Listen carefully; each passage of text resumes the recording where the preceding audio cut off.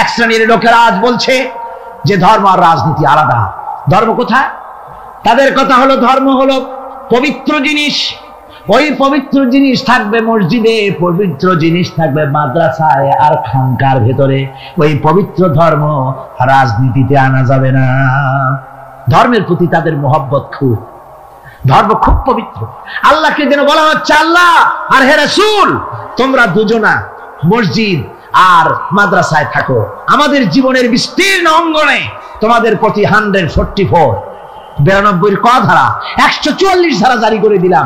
আমাদের জীবনের বিস্তীর্ণ অঙ্গনে তোমরা আইসো না, তোর মসজিদে থাকো মাদ্রাসায় থাকো, আমরা সুযোগ পাইলে তোমার একটা সেজদা দিয়ে আসবো কি। আর আল্লাহ তোমার একটা সেজদা পাওয়ার জন্য দারুণ ভাবে কাঙ্গাল হয়ে আছে না? নাউযুবিল্লাহি মিন যালিক।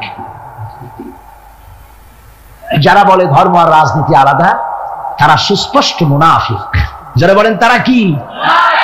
এই লোকগুলি হচ্ছে ধর্ম নিরপেক্ষবাদী, সেকুলারিজম, ধর্ম নিরপেক্ষ মতবাদের লোক। তারা বলে যে ধর্ম নিরপেক্ষ, ধর্মের ব্যাপারে নিরপেক্ষতা অবলম্বন করা লাগবে। এরা খুব সুচতুর। ভাতের ব্যাপারে নিরপেক্ষতা অবলম্বন করেন। আপনারা কন যে জিনিস যত বেশি প্রয়োজন আমরা তার পক্ষে থাকি না নিরপেক্ষ থাকি? ভাতের ব্যাপারে নিরপেক্ষ লোক আছে নাকি এখানে? ডায়াবেটিসের রোগী ছাড়া ভাতের ব্যাপারে নিরপেক্ষ লোক নাই, সবই পক্ষে। আচ্ছা ঘুমটা আমাদের জন্য জরুরি কিনা? এই ঘুমের আমরা পক্ষে না বিপক্ষে? নিরপেক্ষ আছে কেউ নাই। বিবাহ যারা করে নাই সেই সব যুবকদের জন্য বিবাহটা জরুরি কিনা? এই জরুরি বিষয়ের প্রতি যুবকদের কি মত? এ ব্যাপারে কি নিরপেক্ষ না পক্ষে?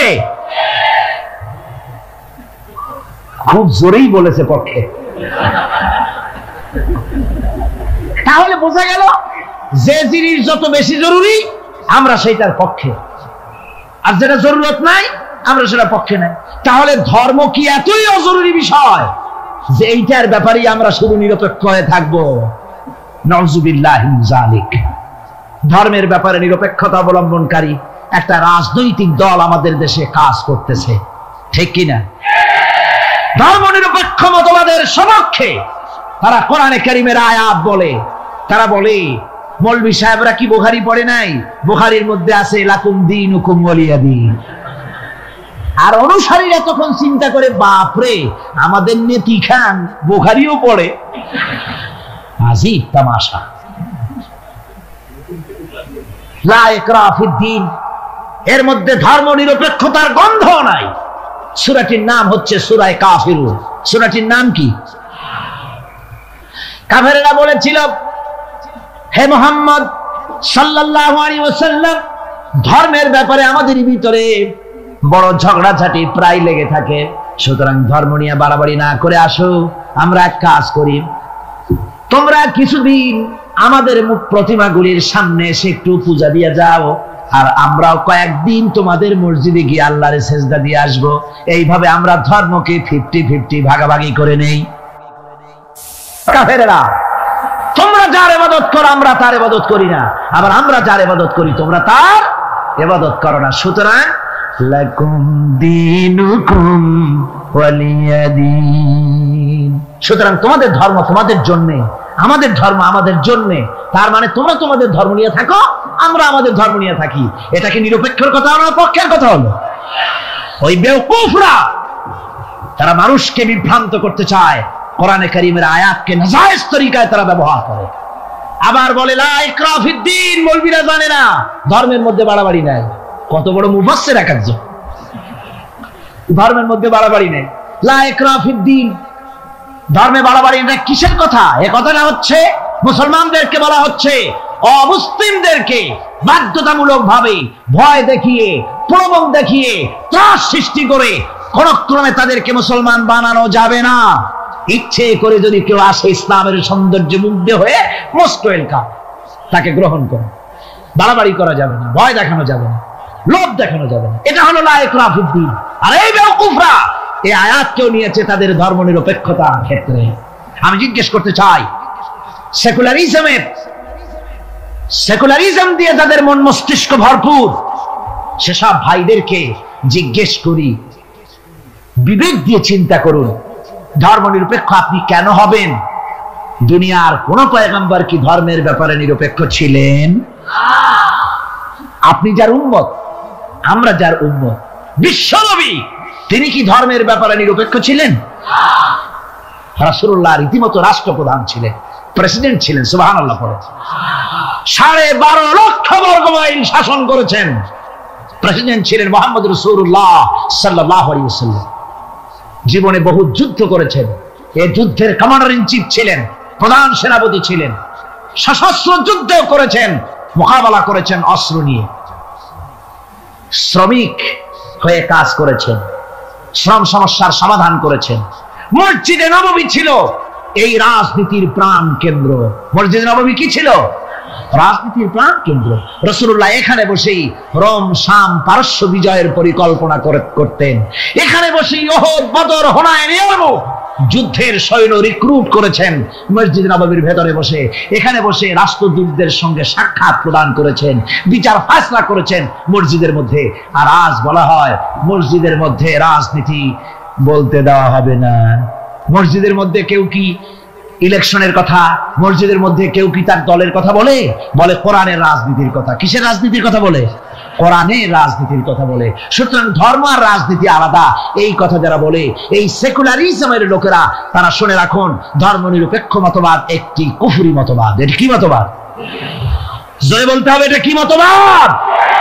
এটি একটি কুফরি মতবাদ। ধর্ম নিরপেক্ষতার মানে হচ্ছে ধর্মহীনতা। ধর্মনিরপেক্ষতার মানে কি? ধর্মহীনতা। ওরা কোনদিন সব সময় বলবে ধর্মকে ব্যবহার করতেছে রাজনীতিতে। বেচারা তোমরাও ধর্মের কথা বলো না, তা ওরা বলবে না। ওরা ওদের কর্মীদেরকে কখনো নামাজের কথা বলবে না। যদি বলে, তা বলে এই জন্য, তোমরা নামাজ পড়ো মসজিদে যাইয়া দেখো কেউ রাজনীতির কথা বলে নাকি। নামাজ পড়ার জন্য নয়, রাজনীতি কেউ করে নাকি তা দেখার জন্য, গোয়েন্দাগিরি করার জন্য। হায় রে কপাল পোড়ার দল। আমার দেশে এই ভণ্ডামি ছিল না। ধর্মনিরপেক্ষ মতবাদ একটা ভণ্ডামি। জোরে বলেন, এটা কি? আমার দেশে এটা ছিল না। এই ভণ্ডামিমূলক ধর্মনিরপেক্ষতার রাজনীতি বাংলাদেশে ছিল না। 1971 সনের পরে যারা ক্ষমতা এলো, তারা ভারত থেকে, ভারতের কাফেরদের তৈরি করা পৃথিবীর এই নিকৃষ্ট মতবাদ বাংলাদেশে আমদানি করেছে।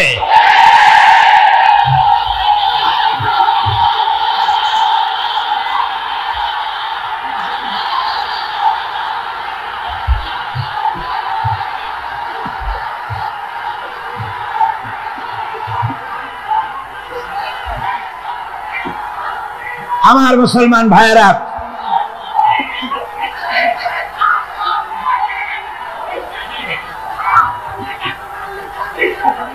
এই যে কোরআন শরীফ, এই কোরআন শরীফ মানতে হবে মুসলমানদেরকে।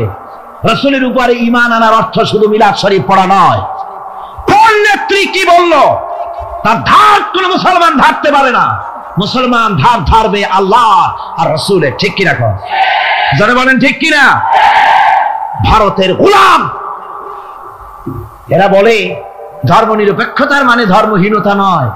যদি ধর্মনিরপেক্ষতার অর্থ ধর্মহীনতা না হবে, তাহলে 1971 সনের পরে তোমরা ক্ষমতায় এসে বিশ্ববিদ্যালয় সমূহের মনোগ্রাম থেকে ইকরা বিসমি রাব্বিকাল্লাযী খালাক রাব্বি জিদনি ইলমা এই আয়াত দুটিকে তুলে ফেললে কেন বলো? কোন জবাব আছে? কোন জবাব নেই। সলিমুল্লাহ মুসলিম হল নাম ছিল, মুসলমান শব্দ বাদ দিয়েছে। নাম ছিল সলিমুল্লাহ মুসলিম হল, মুসলিম শব্দ বাদ দিয়ে দিল। তারপরে নজরুল ইসলাম কলেজ, ইসলাম সহ্য হলো না, ইসলাম বাদ দিয়া শুধু নজরুল কলেজ। ওদের যে দল, সেই দলটার নামের মধ্যেও একটা মুসলিম শব্দ ছিল। জি, ওদের দলটার নামের মধ্যে মুসলিম শব্দ ছিল, ছিল না?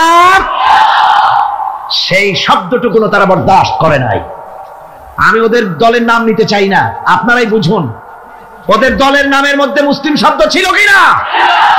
হিন্দুদের পাঁচটা গোলাম, এই দলটি তাদের নাম থেকে মুসলিম শব্দকে বের করে দিয়েছে।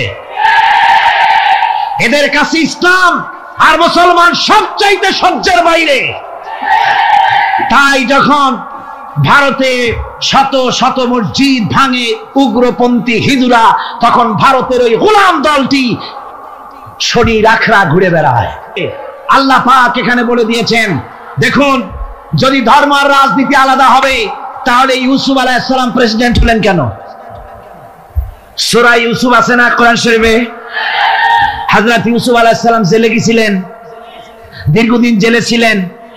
জেল থেকে বেরিয়ে এসে মিশরের অর্থ এবং খাদ্য দুটি মন্ত্রণালয়ের দায়িত্বশীল মন্ত্রী হয়েছিলেন, আছে কোরআন শরীফে। গোটা মিশরের প্রেসিডেন্ট হয়েছিলেন, আছে কোরআনে। সুলাইমান আলাইহিস সালাম গোটা পৃথিবীর প্রেসিডেন্ট ছিলেন, আছে কোরআনে। মুহাম্মদ সাল্লাল্লাহু আলাইহি ওয়াসাল্লাম প্রেসিডেন্ট ছিলেন, আছে কোরআনে। সর্বত্র পয়গম্বরেরা রাজনীতি করেছেন। এই দুশ্চরিত্র লোকগুলি ভারতের গোলামেরা, তাদের কথা হলো আলেম ওলামারা রাজনীতি করবে না, ধর্মীয় মাহফিলে রাজনীতি হবে না। বাংলাদেশ তোমার বাপের সম্পত্তি, এমন ভাবে কথা বলে বাংলাদেশে ধর্ম নিয়ে রাজনীতি করতে দেওয়া হবে না। মনে হয় যেন বাপ এই বাংলাদেশের বাপের সম্পত্তি আর আমরা ঘর জামাই থাকি। রব্বির হামহুমা কামা রাব্বায়ানি সগীরা। আমার পরে রব্বির হামহুমা কামা রাব্বায়ানি সগীরা। আল্লাহ পাক মায়ের মর্যাদা এত বাড়াইছেন। সাহাবী প্রশ্ন করেছে, ইয়া রাসূলুল্লাহ খেদমত করব কার? হুজুর বলেন তোমার মায়ের, তারপরে কার? তোমার মায়ের, তারপরে কার? তোমার মায়ের, তারপরে কার? তোমার পিতার। বাপের চাইতে মায়ের মর্যাদা আল্লাহ 3 গুণ বাড়াইয়া দিলেন, 3 গুণ বৃদ্ধি করে দিলেন। হাদিস শরীফে এসেছে হযরত আবী হুরায়রা রাদিয়াল্লাহু তাআলা আনহু রাসূলের কাছে এসে রাতের বেলায় কাঁদতেছিলেন। হুজুর প্রশ্ন করলেন, আবু হুরায়রা কাঁদো কেন? হযরত আবু হুরায়রা বলছেন, হুজুর মা আমাকে মেরেছে। তিনি প্রশ্ন করলেন, আচ্ছা মা তোমারে মারলো কেন? তুমি কি কোনো বেয়াদবি করছো? তিনি বললেন না। তবে মারলো কেন? হযরত আবু হুরায়রা বলেন, ইয়া রাসূলুল্লাহ আপনার খেদমত থেকে বাড়ি ফিরতে আমার দেরি হয়ে গিয়েছিল। গভীর রাত্রে যখন বাড়ি গেছি, মা আমাকে প্রশ্ন করলেন, বাবা দেরি হলো কেন, কোথায় ছিলি? তাম পৃথিবীর মানুষ যেই কদম মোবারক চুমু দিতে পারলে ধন্য হয়ে যায়, সেই আখিরি জামানার পয়গম্বর নবী মুহাম্মদ রাসূলুল্লাহ সাল্লাল্লাহু আলাইহি সাল্লামের দরবার থেকে আসতে আমার দেরি হয়ে গেছে। ইয়া রাসূলুল্লাহ আমার মা আপনার নাম শুনে তার গা জ্বলে উঠলো। তিনি কাফের মুশরিকা। আপনার নাম শুনে অগ্নি শর্মা হয়ে আমাকে ধরে পিটানো আরম্ভ করলেন আর বললেন, আবু হুরায়রা হয় মুহাম্মদ সাল্লাল্লাহু আলাইহি সাল্লামের বাড়ি ছাড়বি, নইলে আমার বাড়ি ছাড়বি, কি করবি বল? মার খেতে খেতে আমি বললাম, মা তোমার গায়ে যত শক্তি আছে আমারে মারো, তোমার বাড়ি শুদ্ধ, তামাম দুনিয়াটা ছেড়ে দিতে পারি, মুহাম্মদ রাসূলুল্লাহর কদম মোবারক ছেড়ে দিতে পারি না। আল্লাহ! হুজুর আমার মা গলা ধাক্কা মেরে আমাকে বের করে দিয়েছেন। হুজুর বলছেন, আবু হুরায়রা মা তোমাকে মেরেছে আর আমার কাছে নালিশ করছো, আমি তোমার মায়ের কোনো বিচার করতে পারবো না। সুবহানাল্লাহ!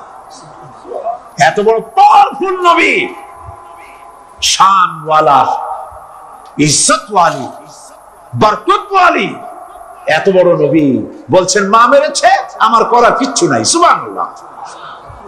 তোমার মা মুশরিকা হোক আর যাই হোক, তোমার মা। সুবহানাল্লাহ বলেন। আমার বন্ধুগণ, হযরত আবু হুরায়রা বলেন, ইয়া রাসূলুল্লাহ মায়ের বিরুদ্ধে কোনো অভিযোগ নিয়ে আমি আপনার কাছে আসি নাই। হুজুর বললেন, কেন আসছো বলো খুলে। আবু হুরায়রা বলেন, হুজুর আমি জানি আপনি আল্লাহর দরবারে যদি কোনো ব্যাপারে হাত তোলেন আল্লাহ মঞ্জুর করে ফেলেন। আপনি দয়া করে আমার মার জন্য দোয়া করেন, আল্লাহ যেন হেদায়েত দিয়ে দেন। আমার নবীজি দুখানে হাত উত্তোলন করলেন, বললেন, আল্লাহুম্মা ইহদি উম্মা আবি হুরায়রা, আয় আল্লাহ আমি দোয়া করতেছি আবু হুরায়রার মাকে হেদায়েত নসিব করো। হুজুর হাত তুলে মোনাজাত করছেন। আবু হুরায়রা দৌড় দিলেন বাড়ির দিকে। কয়েকজন সাহাবী হযরত আবু হুরায়রার জামা টেনে ধরেছে, এই ভদ্রলোক দৌড়ায় কেন? এত শান্ত মানুষ। কখনো গরম হয়ে কারোর সঙ্গে কথা বলে না। এই মানুষটা দৌড়ায় কেন? কোনো বিপদ হইল নাকি? জামা টেনে ধরে বলে, আবু হুরায়রা দৌড়াও কেন? হযরত আবু হুরায়রা বলেন, জামা ছেড়ে দাও, কোনো বিপদ আমার হয় নাই, আমি দৌড়াইয়া বাড়ি যাই দেখতে চাই। আমি দৌড়াইয়া আগে বাড়ি যেতে পারলাম না, আমার নবীর দোয়া আগে আমার বাড়ি চলে গেছে, আমি এটা দেখতে চাই। হযরত আবু হুরায়রা দৌড়াতে দৌড়াতে বাড়ি চলে গেছে। দরজায় নক করলেন, ভেতর থেকে আওয়াজ এলো, কে? তিনি বললেন, আমি আবু হুরায়রা। মা, দরজা খুলে দাও, আমি তোমার সন্তান। মা বললেন, বাবা অপেক্ষা করো, দরজা খুলতেছি। হযরত আবু হুরায়রা বলেন, মায়ের গলার আওয়াজের ভেতরে কুফরি কর্কশতা পেলাম না, মায়ের গলার আওয়াজের ভেতরে তাওহীদের নরমিয়াত পেলাম। আমার কাছে মনে হলো আমি আবু হুরায়রা বাড়ি আসার আগে নবীজির দোয়া আল্লাহর আরশে পৌঁছে গেছে। আবু হুরায়রা বলছেন, মা আমার কিছুক্ষণ পরে ঘরের থেকে বেরিয়ে এসেছেন, আমি দেখলাম মায়ের শরীর ভিজা, মাথার চুল দিয়া পানি টপকাচ্ছে। মা আমার বললেন, বাবারে তোমাকে মারার পর আমি নিদারুণ অনুশোচনায় পড়েছিলাম, মনে মনে ভাবলাম, আহারে আমার সন্তান আমি কেন মারলাম? সে তো কোনো খারাপ কাজ করে নাই, কোনো খারাপ জায়গায় যায় নাই, এত ভালো মানুষ যার সম্পর্কে লোকেরা খামাখাই মিথ্যা কথা বলে, এই ভালো মানুষটার কাছে গেছে, সেজন্য আমি মারলাম কেন? বাবা গো, আমি আমার ভুল বুঝতে পেরেছি, জীবনের ভুলও ধরা পড়েছে, আমাকে জলদি করে নিয়ে চলো বিশ্ব নবীর দরবারে। হযরত আবু হুরায়রা মা রাসূলুল্লাহর খেদমতে এসে ঘোষণা করলেন, আশহাদু আল্লা ইলাহা ইল্লাল্লাহু ওয়াহদাহু লা শারীকা লাহু ওয়া আশহাদু আন্না মুহাম্মাদান আবদুহু ওয়া রাসূলুহু। আমার ভাইরা, আল্লাহ রাব্বুল আলামিন মানুষ সৃষ্টি করে পৃথিবীতে পাঠিয়ে দিলেন, খাবারের ইন্তজাম করলেন, এগুলি সব আল্লাহর পরিচয়। আল্লাহরে চেনার জন্য বড় বড় কিতাব ঘাটা লাগে না, কিসমতে যদি থাকে দুই একটা দৃষ্টান্ত যথেষ্ট হয়ে যায়। সুবহানাল্লাহ, সুবহানাল্লাহ, দুই একটা দৃষ্টান্ত যথেষ্ট।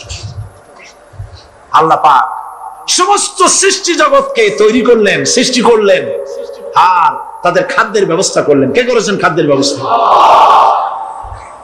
খাদ্য দেন আল্লাহ। কিন্তু অহংকারী যারা, তারা বলে দেশের বাম্পার ফলনের জন্য সমস্ত কৃতিত্ব সরকারের। বলেন আস্তাগফিরুল্লাহ, বলেন নাউজুবিল্লাহ। এদের একজন বলছিল, 3 বছর কিছু দিবার পারুম না, লোকেরা কয় আমরা না খাইয়ে থাকুম, আল্লাহ কয় আমিও দেহুম, কদ্দুর পারো না খাইয়ে থাকতে। ফসল কে দেন? জোরে বলেন, কে দেন? বাম্পার ফসলের ফলনের দাবি সরকার করতে পারে না, এটা কুফরি, এটা শিরক। জমিনের ফসল কে দেন? আকাশের বৃষ্টি কার? পানি কার? সার কার? সব আল্লাহ পাক। আল্লাহ পাক কোরআন শরীফে বলেছেন, লা ইন শাকারতুম লাযীদান্নাকুম ওয়া লা ইন কাফারতুম ইন্না আযাবী লাশাদীদ। আমার নিয়ামতের শুকর যদি আদায় করো বাড়ায় দেব, আর যদি কৃতজ্ঞ হও শুকরিয়া আদায় না করো মস্ত বড় শাস্তি দেব।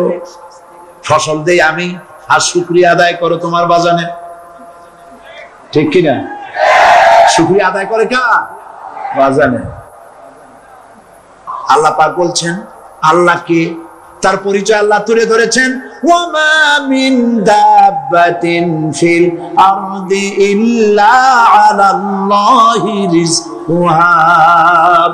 এই পৃথিবীর ভিতরে এমন কোন বিচরণশীল জীব নাই যা রিস্কের দায়িত্ব আমি আল্লাহ গ্রহণ করি নাই। সুবহানাল্লাহ বলবেন না? রিস্কের দায়িত্ব কার হাতে? আচ্ছা দেখুন তো, পৃথিবীর সমস্ত সরকারের কাছে বিভিন্ন মন্ত্রণালয় আছে না? খাদ্য মন্ত্রণালয় বলে কোন মন্ত্রণালয় আছে কিনা? আছে। খালি কয় খামু আর খামু। খাদ্য খাদ্য মন্ত্রণালয় আছে, থাকার পরেও মানুষ না খাইয়া মরে, ঠিক কিনা? এবার একটু তাকান তো, জ্ঞানের চক্ষু দিয়া তাকান, ফরেস্ট এরিয়া, বাঘ আছে কিনা? নাই। সিংহ আছে কিনা? গন্ডার আছে কিনা? হাতি আছে কিনা? বিশাল বিশাল প্রাণী আছে কিনা? জঙ্গলে ছোট্ট প্রাণী থেকে, পোকা থেকে শুরু করে গন্ডার পর্যন্ত, টুনটুনি পাখি দিয়ে শুরু করে ঈগল পাখি পর্যন্ত, নদীর ভিতরে ছোট্ট চুনো পুঁটি থেকে শুরু করে তিমি মাছ পর্যন্ত। প্রাণী তত্ত্ববিদরা বলেছেন সমুদ্রের ভিতরে এমন এমন বড় বড় তিমি আছে যে একটা তিমির ওজন 5000 টন পর্যন্ত হয়ে যায়। 5000 টন তিমিটার ওজন। এর যখন বাচ্চা হয় তখন বাচ্চার দৈনিক দুধ লাগে 50 থেকে 60 মণ পর্যন্ত। কে ব্যবস্থা করে? রুহান মান ফেরেশতা। তো ওর মা যেমন বাচ্চা তো সেরকম হবে, ঠিক কিনা? কে দেয় খাবার? এবার দেখেন তো, আপনার দেশের এই জঙ্গলে কত হাতি আছে। হাতিরা মিছিল করে আসছে যে আল্লাহ আমাদের এখন আর খাইতে যেতে দিতে পারে না, বাংলাদেশের গভর্নমেন্ট কিছু দাও। আসছে না, খাইয়া ক্ষুধার জ্বালায় হাতি মরেছে, বাঘ মরেছে, সিংহ মরেছে। এর কোন দৃষ্টান্ত আছে? ক্ষুধার জ্বালায় আকাশের উড়ন্ত পাখিরা ছটফট করে মারা গেছে, দৃষ্টান্ত আছে? নদীর মাছেরা ক্ষুধার জ্বালায় ভেসে উঠেছে, না খাইয়া মরে গেছে, দৃষ্টান্ত আছে? মহান আল্লাহ রাব্বুল আলামিন কোরআন শরীফের ভিতরে বলেছেন অনেক প্রাণী এমন আছে যারা তাদের খাদ্যকে সঞ্চয় করে না, খাদ্যকে জমা করে না, আহরণ করে না। সকাল বেলায় একটা খাবার খেলো, দুপুরে কি খাবে তার জানা নাই। শকুন পৃথিবীর মাটি থেকে 3 মাইল উপরে ওড়ে, তার চোখকে আল্লাহ পাক এত তীক্ষ্ণ বানিয়ে দিয়েছেন, এই চট্টগ্রামের কোথায় মরা গরু আছে 3 মাইল উপর দিয়ে দেখতে পায়। সুবহানাল্লাহ বলতে ইচ্ছা করে। এই প্রাণীগুলি খাবারগুলি কোনো গভর্নমেন্ট জোগাড় করে রাখে নাই। আল্লাহ পাক বলেন সবার খাবার আমি দেই। সকাল বেলায় সমস্ত প্রাণীগুলি, মহাশূন্যে পাখি, পানির ভিতরে মৎস্যরাজি, জঙ্গলের ভিতরে হিংস্র প্রাণী, পোকামাকড় থেকে শুরু করে সবগুলো খালি পেটে সব বেরিয়ে যায়, কারো কোনো খাবারের মজুদ নাই। সন্ধ্যা হতে না হতে সমস্ত প্রাণীগুলির পেট ভরাইয়া আমি আবার যার যার ঘরে বিরায় দেই। ওয়া মিন দাব্বাতিন ফিল আরদি ইল্লা আলাল্লাহি রিজকুহা। সমস্ত প্রাণী রিজকের দায়িত্ব আমি আল্লাহর হাতে। কে দেয় রিজক? জোরে বলুন, কে দেন? আল্লাহ পাক।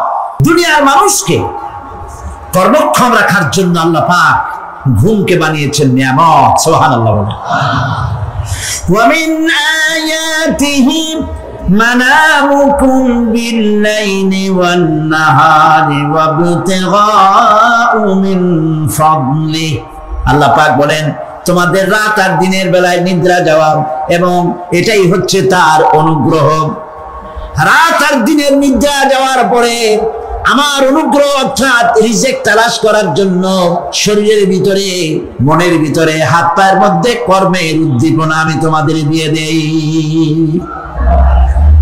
মহাবিজ্ঞানী আল্লাহ রাব্বুল আলামিনের এই বিশাল কুদরত এবং দয়া যে মানুষকে তিনি ক্লান্তি দূর করার জন্য তিনি ঘুম দিয়েছেন, আলহামদুলিল্লাহ বলি। অনেক মানুষ আছে ঘুমাইতে পারে না, ঘুমাবার জন্য ফেনার গান খায়, ঘুমাবার জন্য ভেলিয়াম খায়, সিরাক্সিন খায়, রিল্যাক্সিন খায়, কত অক্সিজেন অক্সিজেন কত কিছু খায়, তারপরেও ঘুম আসে না। এই ঘুম যার আসে না বিরাট নিয়ামত থেকে বঞ্চিত। ঘুম একটি নিয়ামত, আলহামদুলিল্লাহ বলি, আলহামদুলিল্লাহ বলি। বিশাল নিয়ামত ঘুম।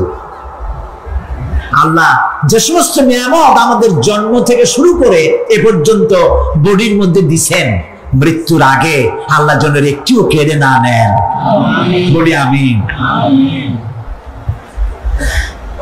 আল্লাহ রাব্বুল আলামিনের পরে বলেন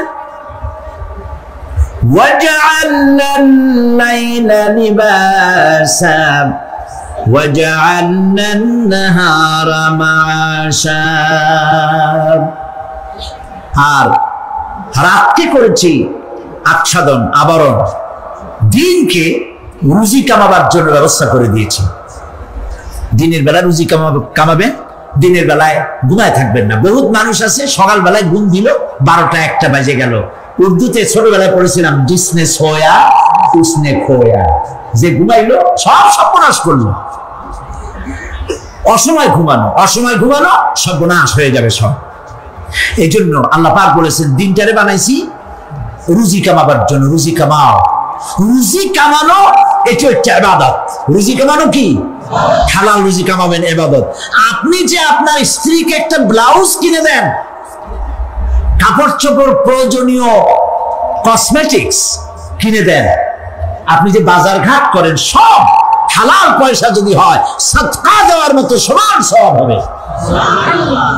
রুজি কামাইতে হবে, এটা আল্লাহ পাকের হুকুম, রুজি কামাও।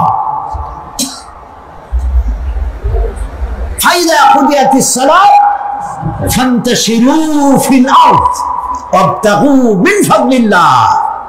সুবহানাল্লাহ বলেন।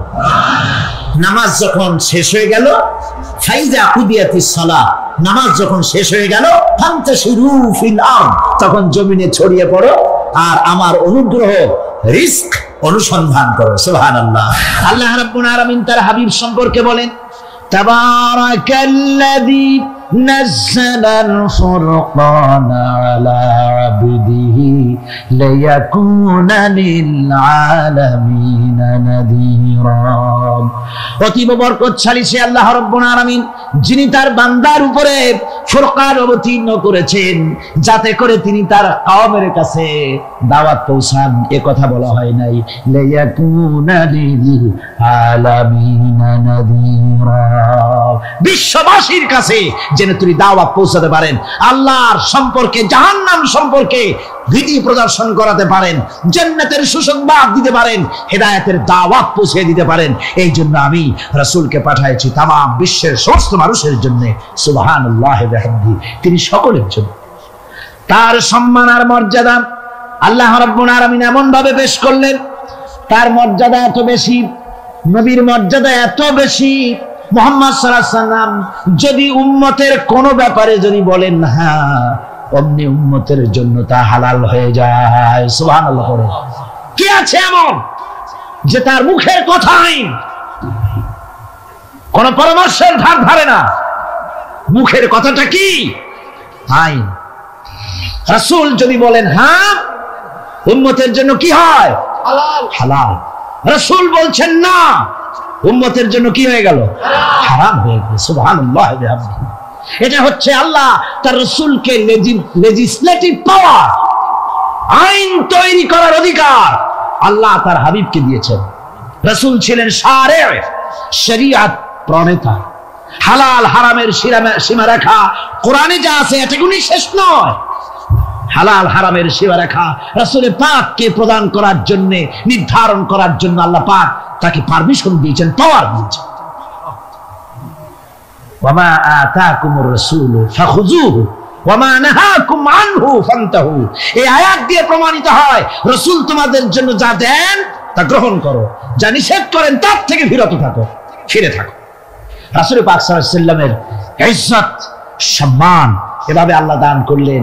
হ্যাঁ বললে হালাল হয়ে যায়, না বললে হারাম হয়ে যায়। রাসূলের মর্যাদা এত বেশি, তিনি যদি পথ চলেন, পা উঁচু করলে আর শাজিম পর্যন্ত চলে যান। তিনি যদি আল্লাহর দরবারে মুনাজাত করেন, মুনাজাত করতে দেরি আছে, কবুল হতে দেরি নাই। হাত তোলা লাগে না, হাত তোলা লাগে না। আমরা যে হাত তুলে মুনাজাত করি, রাসূল সাল্লাল্লাহু আলাইহি ওয়াসাল্লাম হাত তুলেছেন, আবার অনেক সময় হাত তোলেননি। কোন সময় হাত, হাদিস শরীফে এসেছে এভাবে হাত উঁচু করেছেন আকাশের দিকে, হাদিস শরীফে এসেছে বগলের সাদা চামড়া দেখা গিয়েছে, এভাবে আল্লাহর কাছে দুহাত তুলে, দুহাত প্রসারিত করে আল্লাহর কাছে কামনা করেছেন।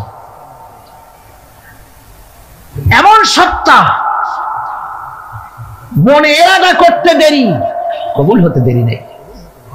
হাদিস শরীফে এসেছে, হযরত আবু হুরায়রা রাদিয়াল্লাহু তাআলা আনহু একবার রাসূল করিম সাল্লাল্লাহু আলাইহি ওয়াসাল্লামের দরবারে কাঁদতেছিলেন।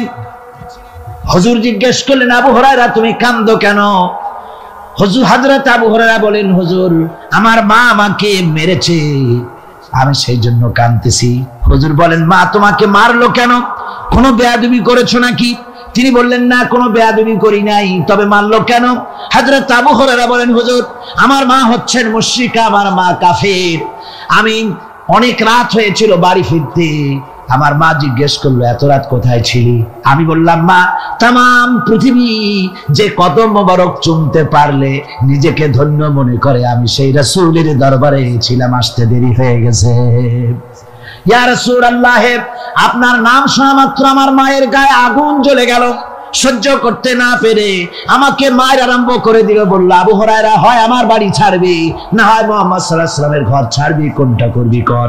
আমি বললাম, মা তোমার গায়ে যত শক্তি আছে সমস্ত শক্তি দিয়ে তুমি আমাকে প্রহার করো, আমি তামাম তোমার বাড়িটা সুদ্ধা তামাম দুনিয়া ছেড়ে দিতে পারি, কিন্তু রাসূল পাক সাল্লাল্লাহু আলাইহি ওয়াসাল্লামের কদম মোবারক ছাড়তে পারি না। ভাইরা আমার, হযরতে আবু হুরায়রা কাঁদতেছেন। আল্লাহর নবী বলেন, তুমি কাঁদো কেন? তোমার মা তোমাকে মেরেছেন, আমি এখানে কি করব? এখানে তো আমি কোনো দখল আন্দাজ করতে পারি না, আমি কি করতে পারি? এখানে ইন্টারফেয়ার তো আমি করতে পারি না, মা তোমারে মেরেছে। হযরত আবু হুরায়রা বলেন, ইয়া রাসূলুল্লাহ, মায়ের বিরুদ্ধে কোনো নালিশ করার জন্য আপনার কাছে আমি আসি নাই। বলে, কেন এসেছো? হযরত আবু হুরায়রা বলেন, হুজুর এসেছি এই জন্যে, আমি জানি আপনি যদি আল্লাহর দরবারে কোনো ব্যাপারে দোয়া করেন, আল্লাহ রাব্বুল আলামিন তা মঞ্জুর করে নেন। আপনি মেহেরবানি করে আমার মায়ের হেদায়েতের জন্য আল্লাহর কাছে দোয়া করুন। হুজুর সাল্লাল্লাহু আলাইহি ওয়াসাল্লাম দুই হাত উঁচু করলেন, বললেন, আল্লাহুম্মা ইহদি উম্মা আবি হুরায়রা, আয় আল্লাহ আবু হুরায়রার মাকে তুমি হেদায়েত নসিব করে দাও। এই দোয়া রাসূল করতেছেন। হুজুরকে দোয়ার মধ্যে ফেলে রেখে আবু হুরায়রা দৌড় আরম্ভ করেছে বাড়ির দিকে।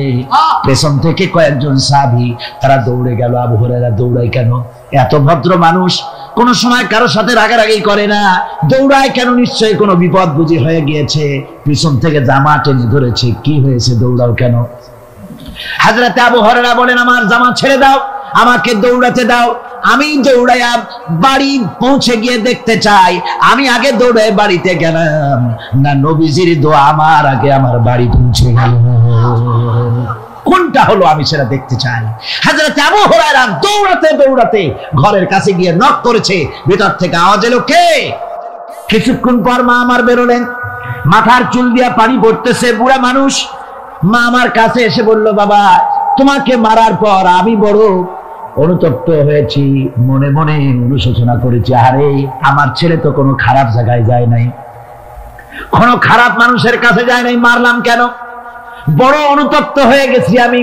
এই অনুশোচনা করে আমি এইমাত্র গোসল করেছি, আমাকে নিয়ে চলো তুমি বিশ্ব নবী রাসূলুল্লাহর দরবারে।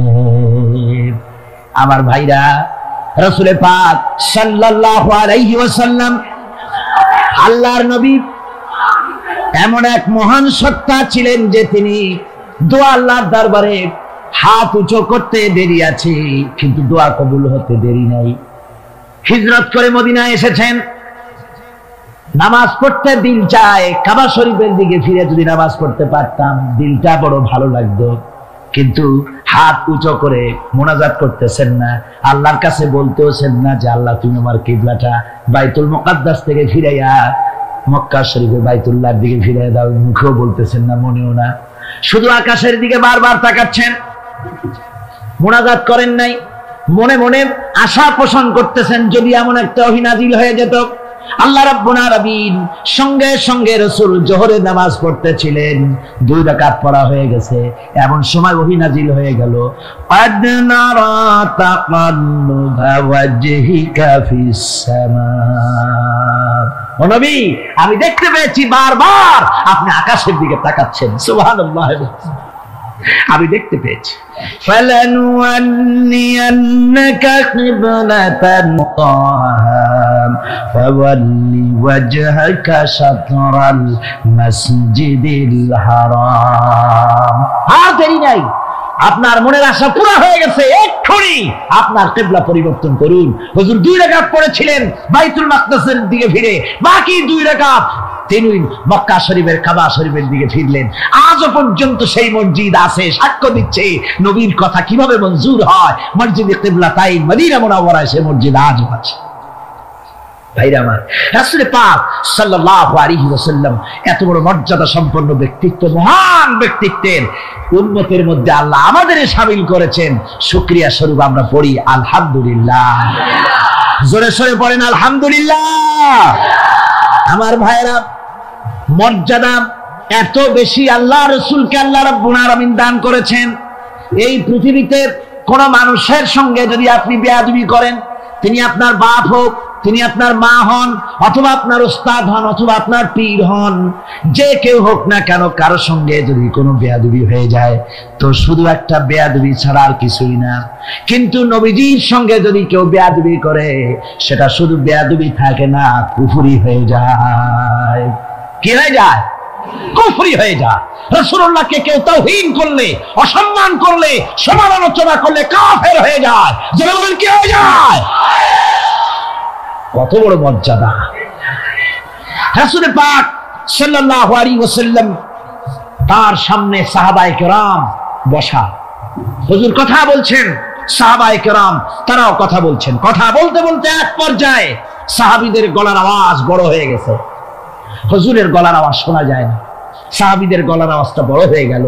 আল্লাহ রাব্বুল আলামিন এতটুকু বরদাস্ত করলেন, আমার নবীর গলার আওয়াজের চাইতে তোমাদের আওয়াজ বড় হলো কেন? সঙ্গে সঙ্গে ওহী নাজিল হয়ে গেল। আল্লাহ রাব্বুল আলামিন বলেন, ইয়া আইয়ুহাল্লাযীনা আমানু লা তারফাউ আসওয়াতাকুম ফাওকা সাওতিন নবী। ও বিশ্বাসীরা, খবরদার, তোমরা যারা ঈমান এনেছো শোনো, তোমাদের গলার আওয়াজ যেন আমার নবীর গলার আওয়াজের চাইতে বড় না হয়ে যায়। যদি তা হয়, আনতাহবাতা আমালুকুম, জীবনের সমস্ত ভালো কাজগুলি আমি আল্লাহ বরবাদ করে দেব। আজ পর্যন্ত এই আয়াতে কারিমা রাসূল পাক সাল্লাল্লাহু আলাইহি ওয়াসাল্লামের রওজায়ে আতহারের সামনে সবুজ সাইনবোর্ডের উপরে সোনার অক্ষর দিয়ে এই আয়াতে কারিমা লেখা রয়েছে, সুবহানাল্লাহ। সর্বকালের, সর্বযুগের সর্বশ্রেষ্ঠ মহামানব, সর্বশ্রেষ্ঠ বিশ্বনবী, আল্লাহর পরে যার মর্যাদা, তিনি হচ্ছেন মুহাম্মদ রাসূলুল্লাহ সাল্লাল্লাহু আলাইহি ওয়াসাল্লাম। তার অনুসরণ করা ইবাদত, তার অনুসরণ করা কি? আর তার নাফরমানি করা কুফরি। আল্লাহ রাব্বুল আলামিন বলেন, নবী আপনি বলুন, কুল ইন কুনতুম তুহিব্বুনাল্লাহ ফাত্তাবিউনি ইউহিব্বুকুমুল্লাহ ওয়া ইয়াগফির লাকুম যুনুবাকুম ওয়াল্লাহু গফুরুর রহিম। নবী বলুন, তোমরা যদি আল্লাহকে ভালোবাসো, মুমিনদেরকে শোনানো হচ্ছে, শোনো, তোমরা যদি আল্লাহকে ভালোবাসো, ফাত্তাবিউনি, ও নবী আপনি বলে দেন যে তাহলে আমার অনুসরণ করো। কার অনুসরণ? নবী। কার অনুসরণ? নবীর অনুসরণ। আল্লাহরে যদি ভালোবাসো, এ দাবি যদি সত্য হয়, আমার অনুসরণ করো। আর আমার অনুসরণ যদি করো, আল্লাহ পাক বলেন, নবী শুনায়া দেন, আপনার অনুসরণ যারা করবে আল্লাহ তাদেরকে ভালোবাসবেন। আর শুধুই ভালোবাসবেন না, তামাম জিন্দেগির সকল গুনাহ খাতা রব্বুল আলামিন মাফ করে দিবেন। জীবনের সব গুনাহ মাফ হয়ে যাবে যদি হুজুরের অনুসরণ করা যায়। বিশ্বকবি, কবি সম্রাট আল্লামা ইকবাল রাহমাতুল্লাহ আলাইহি বলেছেন, কি মুহাম্মদ সে वफा तूने तू हम तेरे हैं, ये जहां चीज ही क्या लोहो कलम तेरे। মুহাম্মদ সাল্লাল্লাহু আলাইহি ওয়াসাল্লামের সঙ্গে মুহাব্বত জুড়ে দাও, আকাশ আর জমিন তো দূরের কথা, লোহ কলম পর্যন্ত আমি আল্লাহ তোমার জন্য করে দেব। তুমি মুহাম্মদের হয়ে যাও সাল্লাল্লাহু আলাইহি ওয়াসাল্লাম, তার অনুসরণ করো, তার অনুকরণ করো জীবনের সব ক্ষেত্রে। ভাইরা আমার, তিনি হচ্ছেন আদর্শ। ভালো করে শুনুন, এই পৃথিবীতে কোন পীর সাহেব, কোন খাজা বাবা, কোন মাওলানা সাহেব, কার অন্ধ অনুকরণ করা যাবে না। যাবে চোখ বুঝে, চোখ বুঝে, বিনা প্রশ্নে, বিনা তর্কে যার অনুসরণ করতে হবে তিনি হচ্ছেন মুহাম্মদ রাসূলুল্লাহ সাল্লাল্লাহু আলাইহি ওয়াসাল্লাম। বিনা প্রশ্নে। কোন পীর সাহেব বললেন সকালবেলায় 10,000 বার আল্লাহু আল্লাহু করো, আল্লাহ আল্লাহ আসতে হু জোরে, অথবা লা ইলাহা ইল্লাল্লাহ 500 বার জিকির করো, লা ইলাহা আসতে ইল্লাল্লাহ জোরে। আর ইল্লাল্লাহ কোন কোন মুরিদরা তো এত জোরে করে তাতে কলব থাকলেও পারে গেলেও পারে। আপনি ওই পীর সাহেবের কথা মতো এই জিকির করবেন, আপনাকে দেখতে হবে রাসূলুল্লাহ সাল্লাল্লাহু আলাইহি ওয়াসাল্লাম এইরকম জিকির করেছেন কিনা। ঠিক কিনা বলেন? সাহাবায়ে কেরাম রিদওয়ানুল্লাহি তাআলা আলাইহিম আজমাইন তারা এরকম জিকির করেছেন কিনা। যদি রাসূল এরকম জিকির করে থাকেন, সাহাবায়ে কেরাম এরকম জিকির করে থাকেন, অবশ্যই সেই জিকির আমরা করব। ঠিক কিনা? অন্ধভাবে কাউকে গ্রহণ করব না। কেউ পাগড়ি বাঁধলো, পেছনটা 6 হাত লম্বা রাখলো, আমার পীর সাহেব, সেই জন্য আমি বুঝি আমিও 6 হাতের জায়গায় বরকতের জন্য 12 হাত একেবারে লম্বা করে টানতে টানতে আসবে রাস্তার উপর, এরকম করবো না। জামাটা কেমন হবে, মোষটা কেমনে কাটবো, দাড়িটা কিভাবে রাখবো, টুপিটা কিভাবে লাগাবো, খানা কিভাবে খাবো, তারপরে কিভাবে কি করব আর না করব, সবটার মানদণ্ড হচ্ছেন কে? উসওয়ায়ে হাসানা। লাকাদ কানা লাকুম ফি রাসূলিল্লাহি উসওয়াতুন হাসানা। গ্রহণযোগ্য একমাত্র মহত্তম আদর্শ হচ্ছে তোমাদের রাসূল। তাকে দিয়ে গ্রহণ করতে হবে। পায়ের নখটা কেমনে কাটবে, মাথার চুলটা কেমনে কাটবে, আদর্শ হচ্ছেন মুহাম্মদ রাসূলুল্লাহ সাল্লাল্লাহু আলাইহি ওয়াসাল্লাম। ওই রাসূলের অনুসরণ অনুকরণ করে কোন পীর সাহেব, কোন মাওলানা সাহেব যদি বলে, তাহলে তাকে অনুসরণ করা যাবে। তবে মিলাই দেখতে হবে যে কথা ঠিক আছে কিনা, উনি যা বলছেন, উনি যা করছেন ওইটা ঠিক আছে কিনা। তা না হলে ধোকায় পড়ে যেতে হবে। কি যে করতে হবে? ধোকায় পড়ে যেতে হবে। সুতরাং আজকে আমাদের দেশে বহুত নকল পেরিয়ে গেছে। পীর মুরিদি একসময় খুব ভালো ছিল, কিন্তু যে জিনিস যত ভালো তার নকল বেরোয় তত তাড়াতাড়ি। তবে আলহামদুলিল্লাহ, এখনো আলহামদুলিল্লাহ কিছু হাক্কানি পীর এখনো আছে যারা সমাজের কাজ করেন, যারা ওইভাবে কদম বুঝি নেওয়ার জন্য পা আগ বাড়ায় দেয় না। কথা বুঝতে পেরেছেন? মানুষকে সর্বনাশ করে না, বরং তাদের ইলম আছে, ইলমের দ্বারা মানুষের কাছে হেদায়েতের কথা শোনায়, সমাজ গঠনমূলক কাজ করে, আল্লাহ কোরআন প্রচার করে। এ ধরনের লোক আছে, তবে এদের সংখ্যা কম। ঠিক কিনা? কম, এদের সংখ্যা কম। এরা বিভিন্ন জায়গায় মাজার তৈরি করেছে, মাজারাত তৈরি করেছে। একটা দুইটা মাজারে না, বহুত মাজার, গাড়ি বাস সব থামাইয়া তারপরে তাদের কাছ থেকে, মানুষের কাছ থেকে পয়সা কালেকশন করা হয়। ঠিক কিনা? এই যে পয়সা কালেকশন করা হলো, আমি জিজ্ঞেস করি এই টাকাগুলো যে কালেকশন করা হলো, দেওয়া হলো, এই টাকা দিয়ে কবরে যে শো আছে, ওই টাকা দিয়ে তিনি কি কোনো ফায়দা পান? টাকা দরকার কার? জীবিত মানুষের না মরা মানুষের? তো কমন সেন্স নাই কেন মুসলমানের? যিনি ইন্তেকাল করেছেন, মাটির মধ্যে শুয়ে আছেন, তারে টাকা দেই কেন? উনি কি এই কমলার সিজনে কমলা কিনে খাবেন? তো টাকাটা কেন দেওয়া হয়? এই আপনার টাকা দিয়া এই মাজারকে যারা পাহারা দেয় তারা অনেক বড় লোক হয়ে গেছে। ঠিক কিনা? আবার অনেক মাজার আছে যে মাজারে কেডা শোয়া তার মাজারের পাহারাদারও জানেন। এরকম আমি নিজেও দেখেছি। জিজ্ঞেস করেছি যে কবর কার, তা তো জানি না। একজন আল্লাহর মাহবুব বান্দা শুয়ে আছে এখানে। কে সেই মাহবুব বান্দা? নাম টাম জানি না, স্বপ্নের মধ্যে দেখলাম আল্লাহর এক ওলির কবর এখানে, সেই জন্য গম্বুজ বানাই দিছি।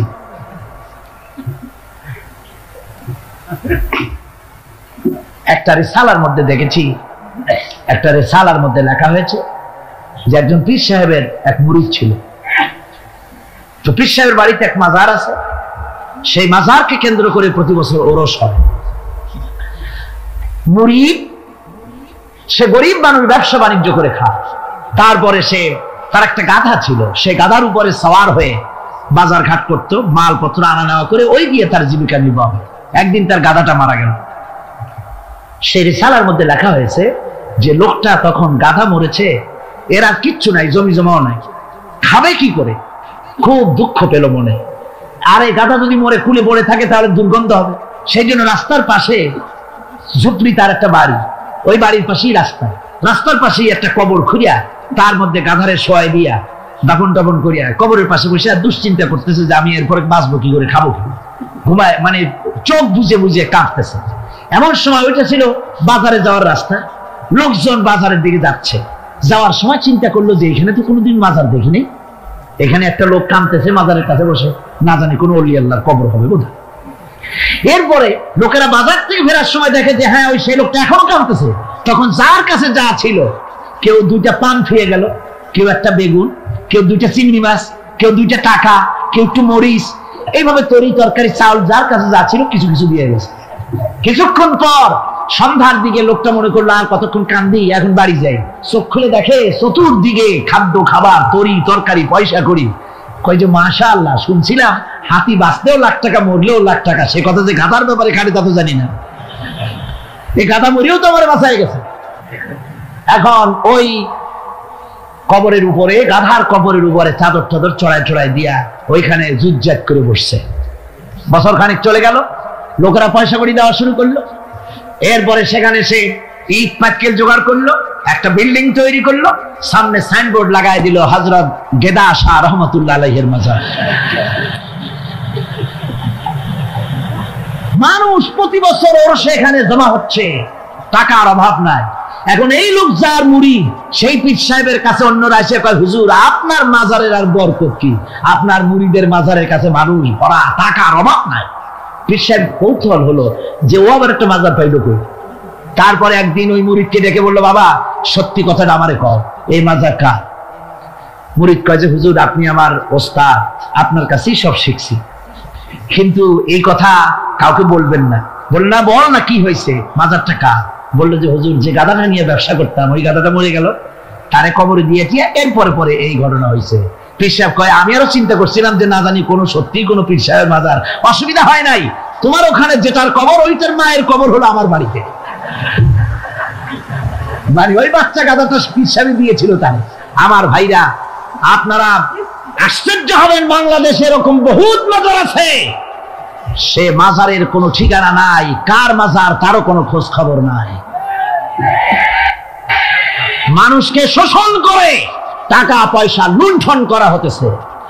মাজার একটা হলে তার উপরে চাদর দেওয়া লাগবে, আগরবাতি দিতে হবে, মোমবাতি দিতে হবে, গোলাপ পানি ছিটাতে হবে। কোথায় পেয়েছেন? কোন হাদিসে পেয়েছেন? মাজারে যদি চাদর দিতে হতো, রাসূল পাক সাল্লাল্লাহু আলাইহি ওয়াসাল্লামের কবরের উপরে লোকেরা সুতার চাদর দিত না, নিজের কলিজা বার করে কলিজা দিয়ে চাদর বিছাই দিত হুজুরের মাজারের উপরে। জান্নাতুল বাকিতে গিয়ে দেখুন, জান্নাতুল বাকিতে শহাদায়ে উহুদ আছে, সেখানে সাহাবায়ে কিরাম আছে, আজওয়াজে মুতাহহারাত আছে, বানাতে রাসূল, ইবনে রাসূল, আহলে বাইত সেখানে শুয়ে আছেন। হযরত ওসমান রাদিয়াল্লাহু তাআলা আনহুর মতো লোক সেখানে ঘুমিয়ে আছেন।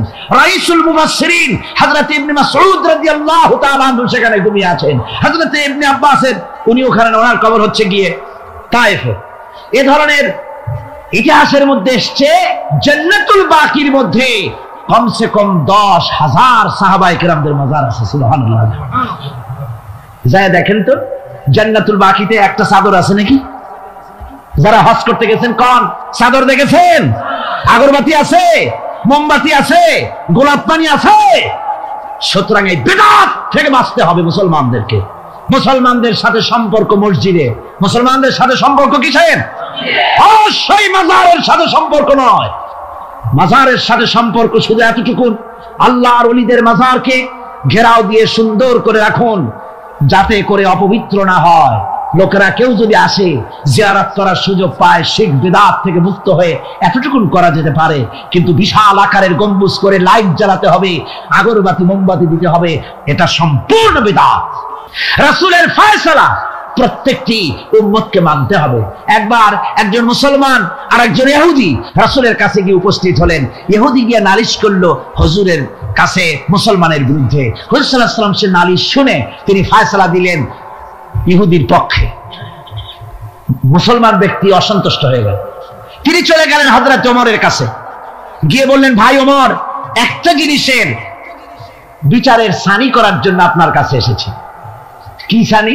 বলে যে মুহাম্মদ সাল্লাল্লাহু আলাইহি ওয়াসাল্লামের কাছে গিয়েছিলাম, তিনি এই বিচারটা করলেন, আমি মুসলমান, নামাজ পড়ি, চাঁদা দিই, জিহাদে যাই, আর আমার পক্ষে রায় না দিয়ে রায় দিলেন তিনি ইহুদির পক্ষে। আপনি মেহেরবানি করে বিচারের সানিটা করে দেন। হযরত ওমর বলছেন, অবশ্যই আমি সানি করব, বসো। হযরত ওমর ঘরে চলে গেলেন, ঘরের ভিতর থেকে একটা তরবারি নিয়ে এলেন। তরবারিকে খাপ মুক্ত করে তিনি বললেন, আল্লাহর বান্দা, যে ব্যক্তি মুহাম্মদ রাসূলুল্লাহ সাল্লাল্লাহু আলাইহি ওয়াসাল্লামের ফয়সালা করে দেওয়ার পর তার ফয়সালার সানি করতে আসে, ওর সানিটা, ওর ফয়সালাটা এরকম করে করে দিতে হয়। তরবারি দিয়ে আঘাত দিলেন, লোকটি দুই টুকরা হয়ে পড়ে গেল। আমার বন্ধুগণ, সারা এলাকায় সারা পড়ে গেল, মুসলমান, হযরত ওমর মুসলমান হত্যা করেছে। তার ওই নিহত ব্যক্তির আত্মীয় স্বজনরা দিয়ত দাবি করতে এলো।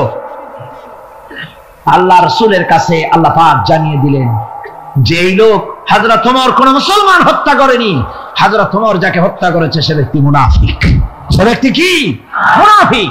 অর্থাৎ হে রাসূল, আপনি ফয়সালা দেওয়ার পর সেই ফয়সালা যে মানে না, দ্বিধাদ্বন্দ্বে ভোগে, ওই ফয়সালা গ্রহণ করতে রাজি হয় না, সে মুমিন নয়, মুসলমান হিসেবে দাবি করতে পারে না, তার জমিনে বেঁচে থাকার অধিকারও সে হারিয়ে ফেলে। আমার মুসলমান ভাইরা, আল্লাহ রাব্বুল আলামিন আমাদের জন্য এভাবে করে তিনি আমাদের রাসূল পাক সাল্লাল্লাহু আলাইহি ওয়াসাল্লামকে দিয়েছেন, উসওয়া করে দিয়েছেন। তার ইতাআত করা, তার আনুগত্য করা দুনিয়াবাসীদের জন্য ফরজ করে দেওয়া হয়েছে। আল্লাহ রাব্বুল আলামিন বলেন, ওমা আরসালনা মির রাসূলিন ইল্লা লিয়ুতা বিইذনিল্লাহ।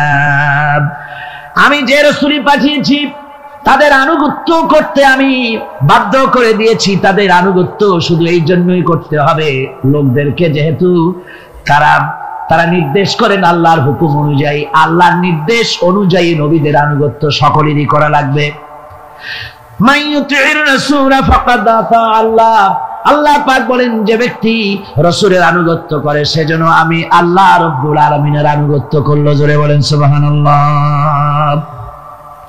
এরপরে আল্লাহ রাব্বুল আলামিন বলেছেন, ইয়া আইয়ুহাল্লাযীনা আমানু আতিউল্লাহা ওয়া আতিউর রাসূল ওয়া লা তুবতিলু আমালাকুম।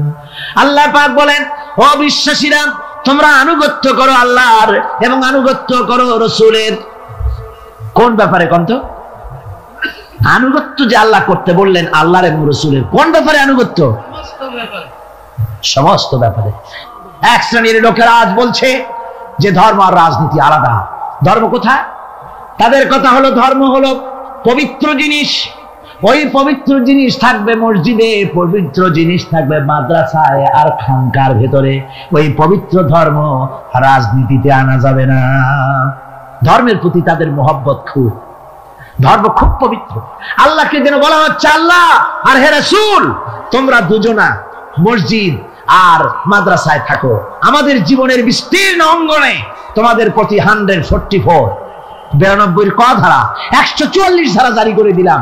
আমাদের জীবনের বিস্তীর্ণ অঙ্গনে তোমরা আইসো না, তোর মসজিদে থাকো, মাদ্রাসায় থাকো, আমরা সুযোগ পাইলে তোমার একটা সেজদা দিয়ে আসবো কি। আর আল্লাহ তোমার একটা সেজদা পাওয়ার জন্য দারুণ ভাবে কাঙ্গাল হয়ে আছে না? নাউযুবিল্লাহি মিন যালিক। যারা বলে ধর্ম আর রাজনীতি আলাদা, তারা সুস্পষ্ট মুনাফিক। যারা বলেন তারা কি?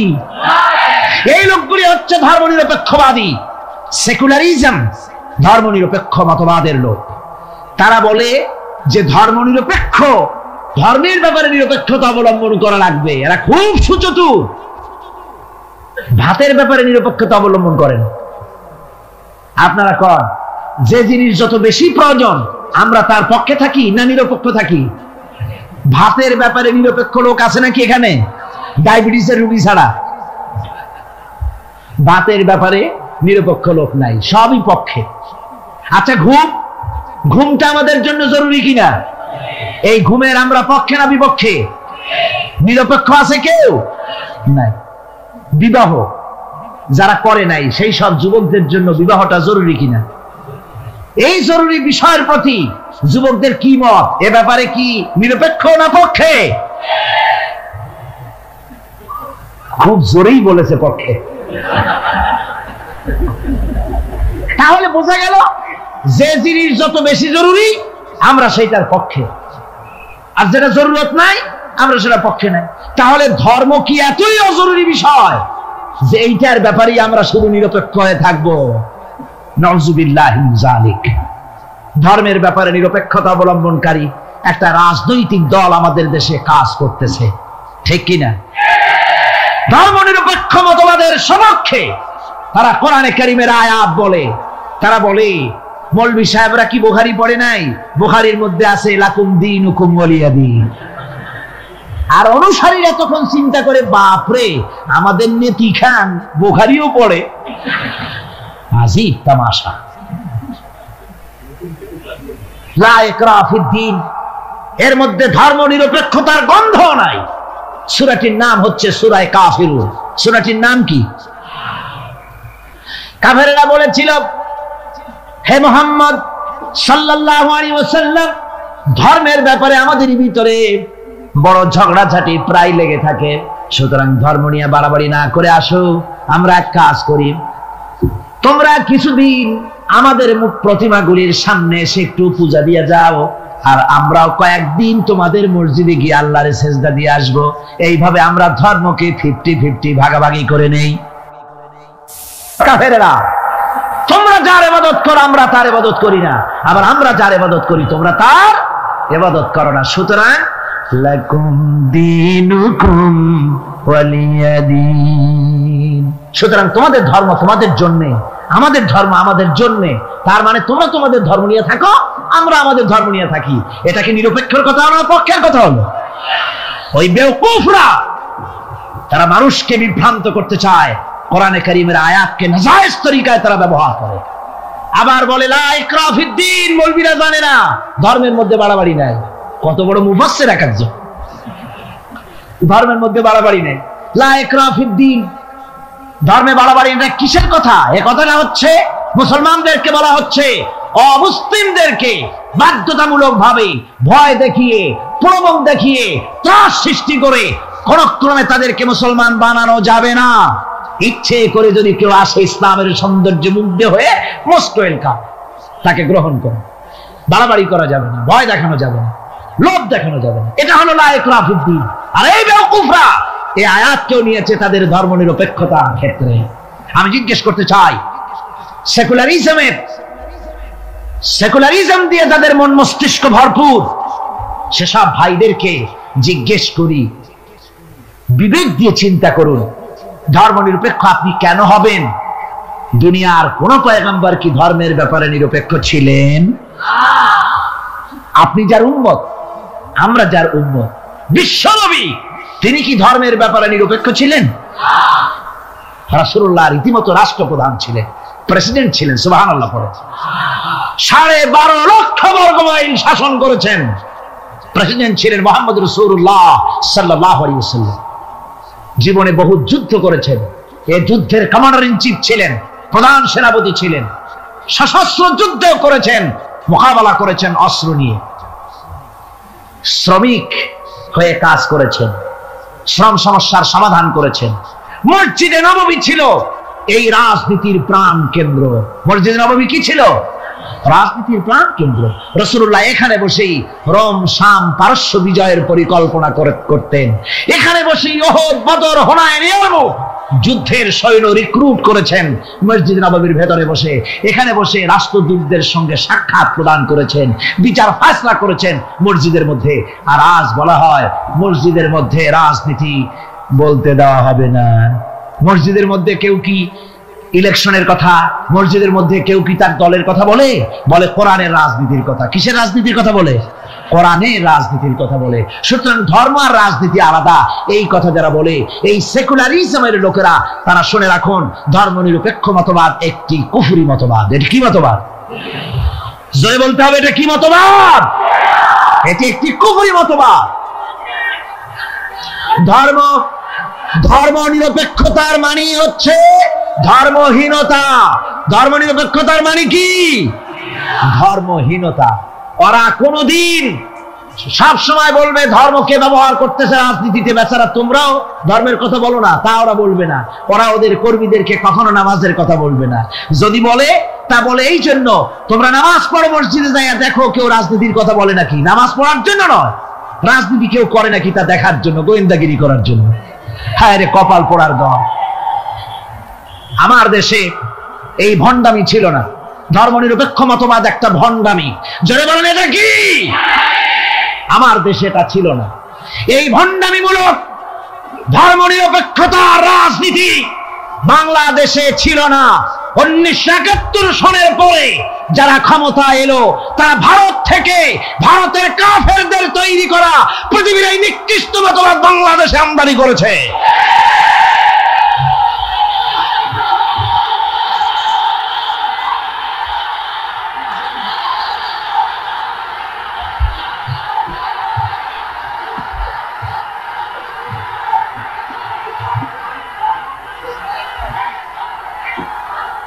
আমার মুসলমান ভাইয়েরা,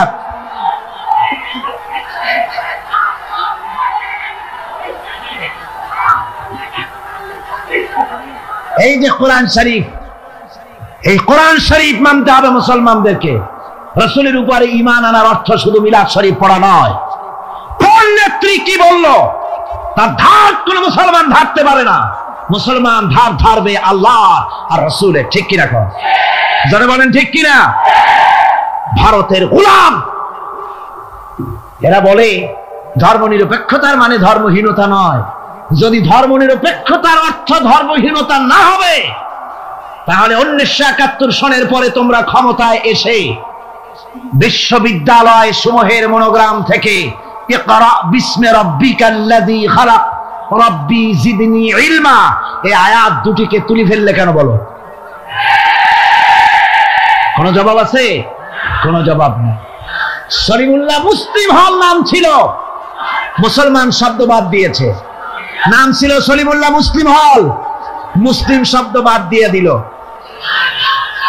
তারপরে নজরুল ইসলাম কলেজ, ইসলাম সহ্য হলো না, ইসলাম বাদ দিয়া শুধু নজরুল কলেজ। ওদের যে দল, সেই দলটার নামের মধ্যেও একটা মুসলিম শব্দ ছিল। জি, ওদের দলটার নামের মধ্যে মুসলিম শব্দ ছিল, ছিল না? সেই শব্দটুকুনো তারা বরদাস্ত করে নাই। আমি ওদের দলের নাম নিতে চাই না, আপনারাই বুঝুন ওদের দলের নামের মধ্যে মুসলিম শব্দ ছিল কিনা।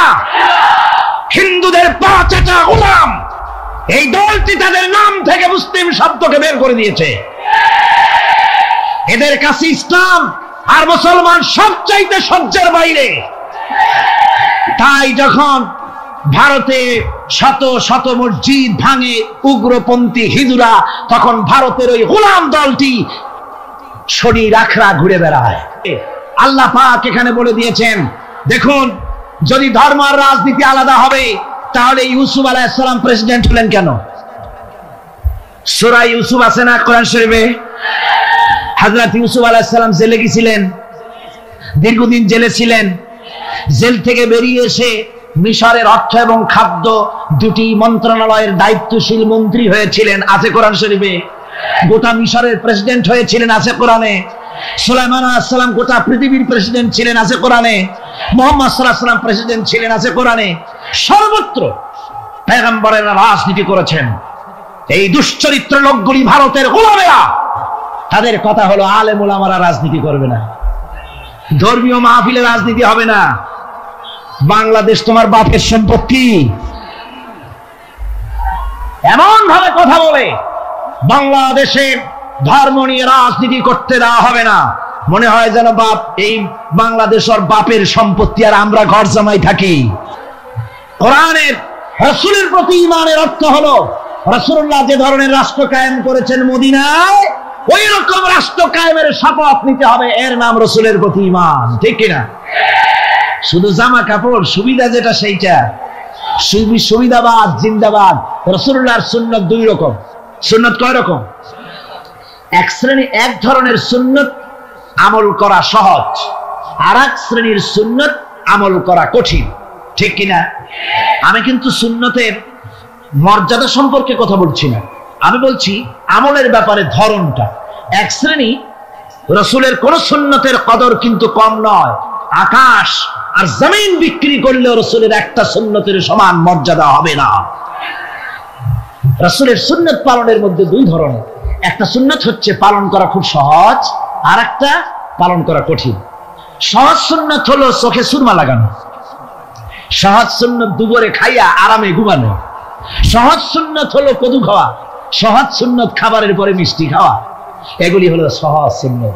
আর কঠিন সুন্নত হচ্ছে বদরের প্রান্তরে কাফেরদের মোকাবেলায় দাঁড়ানো। কঠিন সুন্নত হচ্ছে উহুদের ময়দানে দান মোবারক শহীদ করার সুন্নত।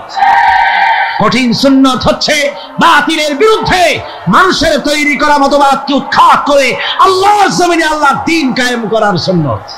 আপনারা রাসূলের সহজ সুন্নত আমরা যেভাবে পালন করব, কঠিন সুন্নতটাও পালন করতে রাজি আছেন? তাহলে বাংলাদেশের বুকে ধর্ম নিরপেক্ষতার মুখে লাথি মেরে কোরআনের রাজ কায়েম করতে রাজি আছেন? দুহাত উঁচু করে দেখা। আলহামদুলিল্লাহ।